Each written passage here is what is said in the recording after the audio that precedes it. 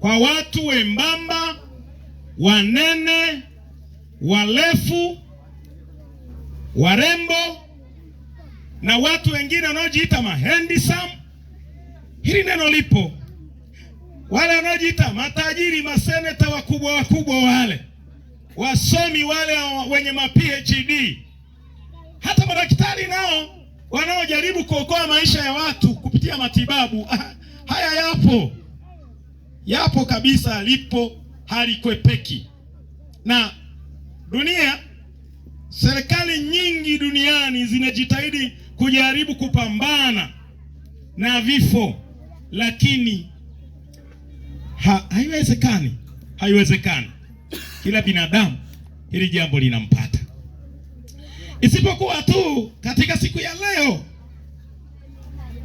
kuna jambo ambalo tutaenda kujifunza, ndugu zangu, kwa sababu Mungu aliruhusu lije, lakini kuna namna aliandaa njia nyingine ambayo mwanadamu ataishi milele. Kuna namna, lakini kupitia neno la Mungu tutajifunza mengi. Haleluya!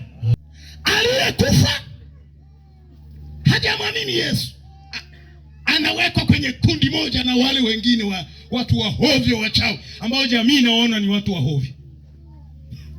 Mungu atusaidie. Mungu atusaidie sana. Watatupa motoni. Unaweza ukaona wale walio hai ukiendelea kung'ang'ania kutokuamini.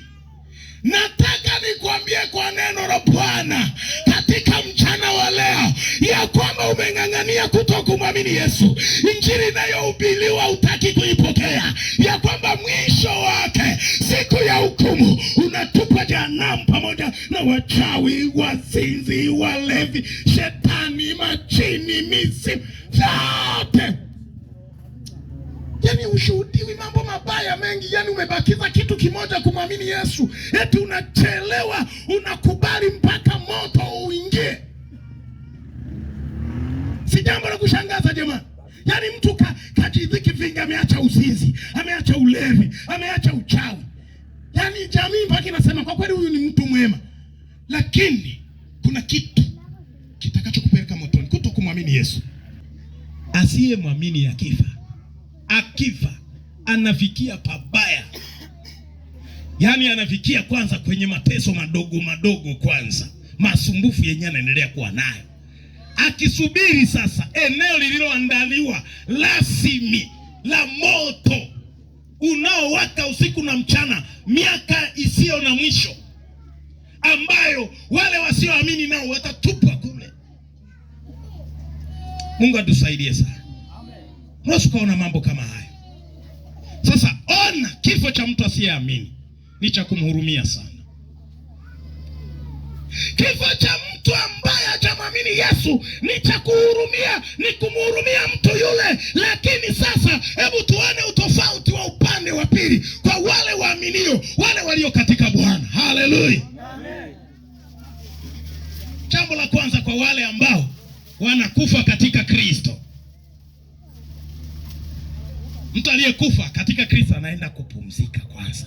Hapa ni kabla ya hukumu ambayo ikishapitishwa, yeye ni kuingia kuishi pamoja na Mungu, ule mji mtakatifu ambao Yesu alienda kutuandalia. Kama leo ndugu yetu ametutangulia, lakini Musa na nabii hapa tunapiga injili.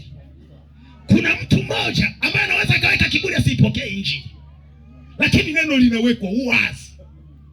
Na Mungu alisema katika Isaya 45, akasema hakusema kwa siri mahali pa nchi ya giza. Maana yake mahali ambapo hawalijui neno. Yes, Mungu hasemi, hataki kuweka siri, anaweka wazi ili watu waone, wajue, anaangaza watu waone. Namsikia mtu wa Mungu. Lakini mtu akishatoka hapa ni mcha Bwana, akaenda tukamzika.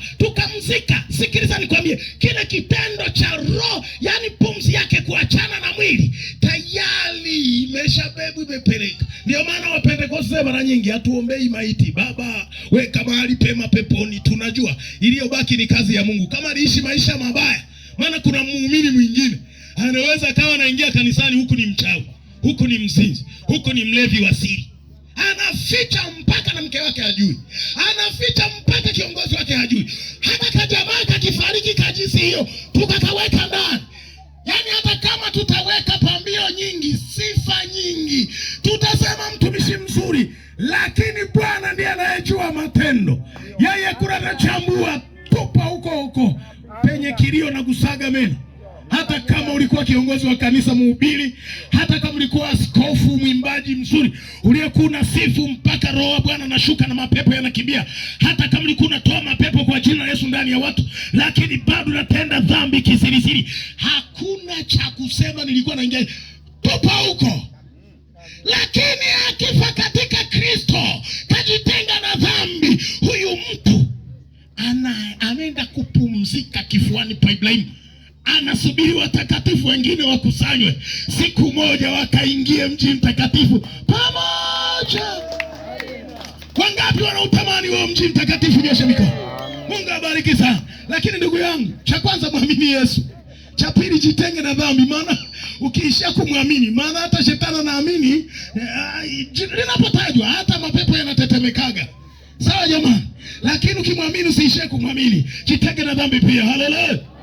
Sasa tunaendelea kuangalia, tumeona huku aliyekufa katika dhambi, mateso, huyu aliyekufa bila kumwamini Yesu, na huyu aliyekufa akiwa ndani ya Yesu anapumzika. Jamani, hapo hakuna tofauti hapo.